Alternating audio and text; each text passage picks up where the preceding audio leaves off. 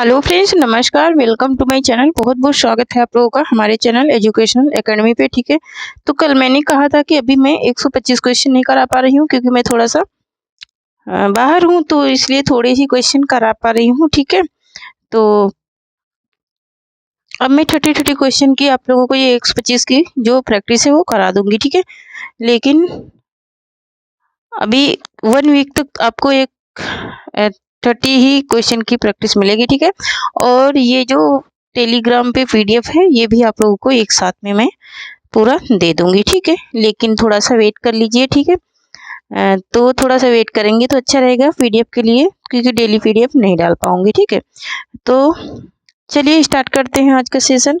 ठीक है, तो यहाँ पर देखिए पहला क्वेश्चन है कि भारतेंदु हरिश्चंद्र के विषय में कौन सा कथन सत्य नहीं है। ठीक है, सत्य नहीं है। उन्होंने देशभक्ति के साथ साथ राजभक्ति को भी अपने काव्य का वर्ण विषय बनाया है ना। क्या ये बात सही नहीं है? या फिर गद्य तथा पद्य दोनों में ही उन्होंने खड़ी बोली हिंदी का व्यवहार किया।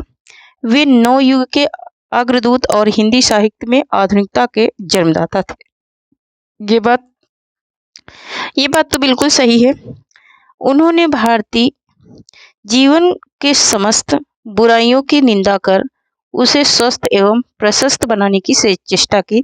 ये बात भी बिल्कुल सही है। ठीक है, तो यहाँ पर डी भी सही है, यहाँ पर सी भी सही है और ए भी सही है। यहाँ पर जो सही नहीं है उनके बारे में वो बी नंबर सही नहीं है। ठीक है, यहाँ पर ऑप्शन नंबर बी ये भारतेंदु हरिश्चंद्र के बारे में सही नहीं है। और ये जो क्वेश्चन में अभी स्टार्ट करी हूँ जिस क्वेश्चन से, तो ये क्वेश्चन आपके नेट में भी आता है, पीजीटी में भी आता है और टीजीटी में भी आता है। इसके साथ साथ केबीएस में भी ये क्वेश्चन इस तरह के पूछे जाते हैं। ठीक है, खाली अंतर क्या रहता है, केबीएस और DSSB में आप लोगों की ग्रामर ज़्यादा रहती है। ठीक है, उसके साथ में 2 पेपर रहते हैं, लेकिन यहाँ पर लैंग्वेज से ही सिर्फ मतलब जिस सब्जेक्ट से रहोगे सब्जेक्ट से रहेगा। ठीक है, तो यहाँ पर देखिए नेक्स्ट क्वेश्चन है हमारा कि निम्नलिखित में से कौन से साहित्यकार भारतेंदु मंडल से संबंधित नहीं है ना। भारतेंदु मंडल से कौन से साहित्यकार जो हैं वो संबंधित नहीं है, ये बात यहाँ पर पूछी जा रही है। राधाचरण गोस्वामी, प्रताप नारायण मिश्र, बालकृष्ण भट्ट या फिर राधा कृष्ण शर्मा। ठीक है, तो यहाँ पर कौन से नहीं शामिल है, तो यहाँ पर जो राधा कृष्ण शर्मा है ये भारतेंदु मंडल में नहीं शामिल है। ठीक है, नेक्स्ट क्वेश्चन देख लेते हैं। यह आंख बड़ी बाला है, इसका आना जाना उठना बैठना सब बुरा है, यह किसने लिखा है। ठीक है, ये बात किसने बताई है। बहुत से लोग बोलते हैं ना कि आंख उछल रही है, हमारी आंख फड़क रही है, तो इन्होंने क्या लिखा है, यह आंख क्या है, एक बला के समान है, इसका उठना बैठना आना जाना सब कुछ क्या है, बुरा होता है। ये लाइनें किसने लिखी है, ये बात यहाँ पर पूछी जा रही है। ठीक है, तो यहाँ पर देखिए ये लाइन लिखी थी किसने, बालकृष्ण भट्ट ने लिखी थी। ठीक है, नेक्स्ट क्वेश्चन नेक्स्ट है कि निम्न में से कौन सी रचना श्रीधर पाठक की नहीं है। ठीक है, किसकी नहीं है, श्रीधर पाठक की कौन सी रचना नहीं है, यहाँ पर ये पूछ रहे हैं।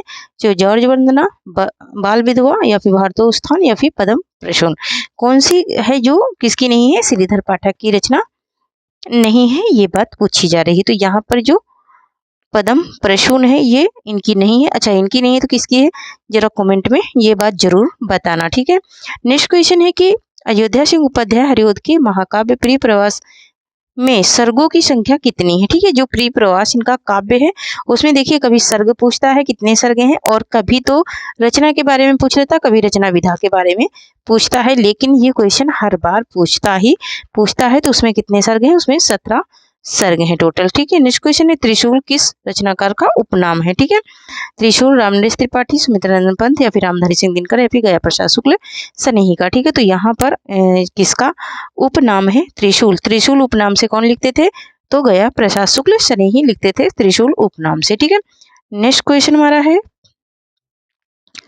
नेक्स्ट है कि हिंडोला किसकी रचना है। ठीक है, हिंडोला जो है वो किसकी रचना है, रत्नाकर की, पद्माकर की, जयशंकर प्रसाद की या फिर सुमित्रानंद पंत की। ठीक है, तो यहाँ पर देखेंगे यहाँ पर जो रचना इनकी है ये किसकी है, तो ये रचना है, ये है रत्नाकर की। ठीक है, किसकी, हिंडोला। हिंडोला किसकी रचना है, तो रत्नाकर की रचना है। नेक्स्ट क्वेश्चन देख लेते हैं। नेक्स्ट है हमारा कि यही पश प्रवृत्ति है कि आप ही चरे। ठीक है, आप ही चरे है ना। यह प्रसिद्ध काव्य पंक्ति किस कवि द्वारा रचित है, गया प्रसाद शुक्ल शनैही ने लिखा क्या, या फिर मैथिली शरण गुप्त ने लिखा, या फिर माखनलाल चतुर्वेदी ने, या फिर रामनरेश त्रिपाठी ने। तो यहाँ पर देखेंगे, यहाँ पर ये पूछ रहा है कि यही पशु प्रवृत्ति है, यही पशुओं की प्रवृत्ति है और आप ही क्या होते हैं वो चर लेते हैं। तो यहाँ पर बोल रहा है कि ये किसने कहा है, किसने लिखा है, तो ये मैथिली शरण गुप्त ने लिखा है। नेक्स्ट क्वेश्चन देख लेते हैं। नेक्स्ट है रचना काल की दृष्टि से एक व्यवस्थित क्रम है।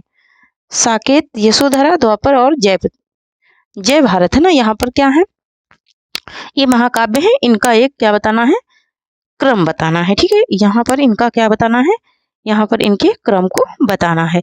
तो यहाँ पर देखिए साकेत, यशोधरा, द्वापर और जय भारत, यही इसका क्रम क्या है, सही है। तो यहाँ पर ऑप्शन नंबर ए क्या हो जाएगा, राइट हो जाएगा। नेक्स्ट क्वेश्चन है कि सैरंधी नामक प्रसिद्ध रचना किसकी है, प्रसाद की, मैथिली शरण गुप्त की, महादेवी वर्मा की, या फिर निराला की। तो यहाँ पर देखेंगे, यहाँ पर ये रचना जो है वो है किसकी, मैथिली शरण गुप्त की रचना है। नेक्स्ट क्वेश्चन देख लेते हैं। नेक्स्ट है इनमें से कौन सा कवि द्विवेदी युग से संबंधित है। ठीक है, कौन सा कवि है जो द्विवेदी युग से क्या है, संबंधित है, गया प्रसाद शुक्ल शनैही, जसवंत सिंह, राधा कृष्ण दास, या फिर प्रेमधन। ठीक है, तो यहाँ पर देख लेते हैं कौन संबंधित है किससे, द्विवेदी युग से। तो द्विवेदी युग से कौन सा कवि संबंधित है, ठीक है, जल्दी से बता दीजिए।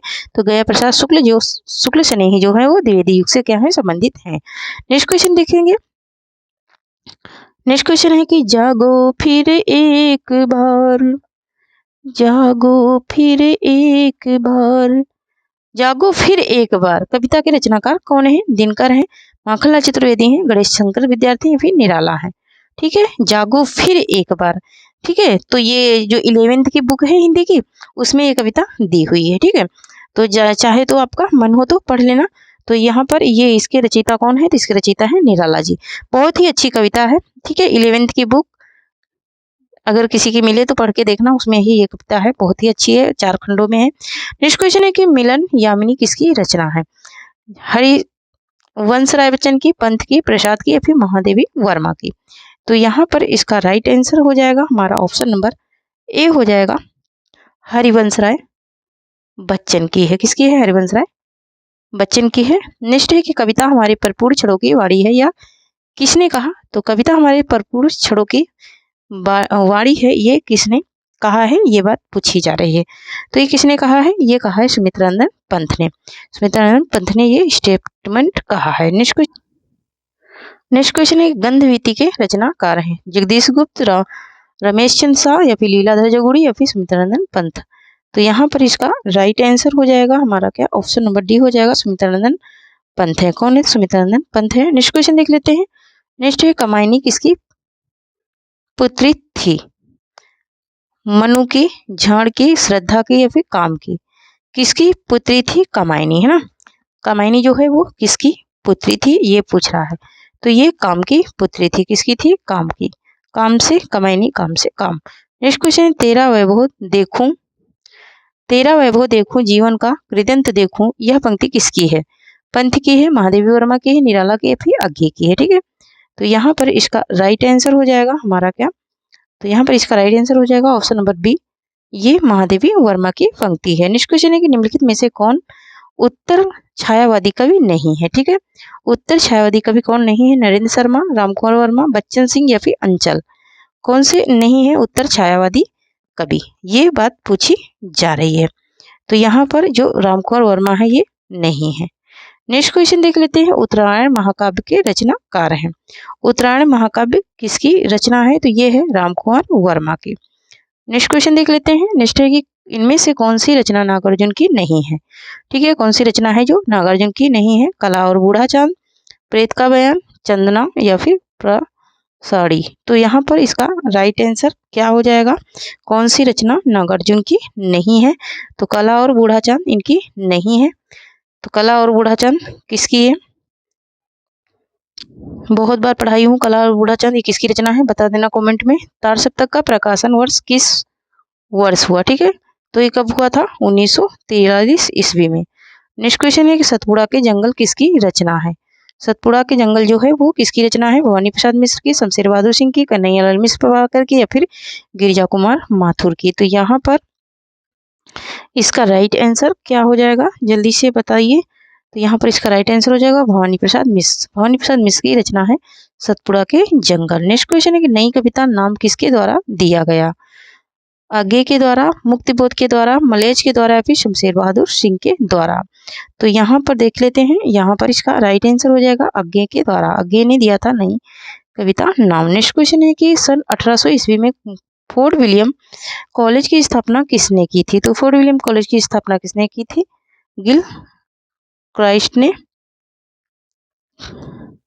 फोर्ट विलियम कॉलेज की स्थापना पूछ रहा है ना, स्थापना किसने की थी? मार्किस वेंजली ने की थी। नेक्स्ट क्वेश्चन देख लेते हैं। और ये क्या थे? गिल क्राइस्ट, ये थे अध्यक्ष, ठीक है। और ये कौन थे? स्थापना करने वाले थे वेंजली, ठीक है। नेक्स्ट क्वेश्चन है कि कलिकौतुक रूपक नामक रचना किसने की? कलिकौतुक रूपक है ना, कलिकौतुक रूपक नामक रचना किसने की है? ये बात यहाँ पर पूछी जा रही है, ठीक है। तो यहाँ पर ये रचना किसने की थी? प्रतापनारायण मिश्र ने। नेक्स्ट क्वेश्चन देख लेते हैं। नेक्स्ट क्वेश्चन है कोणार्क नामक नाटक किसने लिखा है? तो ये किसने लिखा है? क्या मोहन राकेश ने, जगदीश चंद्र माथुर ने, विष्णु प्रभाकर ने, फिर उपेंद्रनाथ अस्कर ने? तो ये किसने लिखा है? जगदीश चंद्र माथुर ने। नेक्स्ट क्वेश्चन, नेक्स्ट एक मुंशी प्रेमचंद लिखित करबला किस विधा की रचना है? उपन्यास है, निबंध है, कहानी है, फिर नाटक है, ठीक है। तो ये करबला जो है ये ऊपर क्या है? ये इनका क्या है? नाटक है। किसका? प्रेमचंद का। नेक्स्ट क्वेश्चन देख लेते हैं। नेक्स्ट है निम्नलिखित में से कौन सा नाटक लाला श्रीनिवास दास का नहीं है? ठीक है। तप्ता समर, संयुक्ता स्वयंवर, उत्तर प्रियदर्शी या फिर रणधीर प्रेम मोहिनी? कौन सा इनका नहीं है? किसका? लाला श्रीनिवास का, ठीक है। तो लाला श्रीनिवास का जो नहीं है वो है उत्तर प्रियदर्शी। नेक्स्ट क्वेश्चन देख लेते हैं। नेक्स्ट है कि स्वर्ग की झलक एकांकी के रचनाकार हैं? लक्ष्मी नारायण लाल है, भुवनेश्वर है, उपेंद्रनाथ अस्कर है, फिर राम कुमार वर्मा है? स्वर्ग की झलक एकांकी क्या पूछ रहा है? स्वर्ग की झलक एकांकी पूछ रहा है, ठीक है। तो स्वर्ग की झलक एकांकी जो है वो किसकी है? उपेंद्रनाथ अस्कर की रचना है। नेक्स्ट क्वेश्चन है कि मिस्टर अभिमन्यु किसका नाटक है? क्या पूछ रहा है कि मिस्टर अभिमन्यु किसका नाटक है? लक्ष्मी नारायण भारद्वाज का, लक्ष्मी नारायण लाल का, मोहन राकेश का, या फिर जगदीश चंद्र माथुर का? तो ये मिस्टर अभिमन्यु जो नाटक है ये है किसका? लक्ष्मी नारायण लाल का है, ठीक है। तो थैंक यू फ्रेंड्स, आज के लिए इतना ही। आज हमारे क्या हुए, जो कल मैंने 30 क्वेश्चन पढ़ाया था और 30 आज मैंने कंप्लीट किया है, तो 60 हो गए हैं, ठीक है।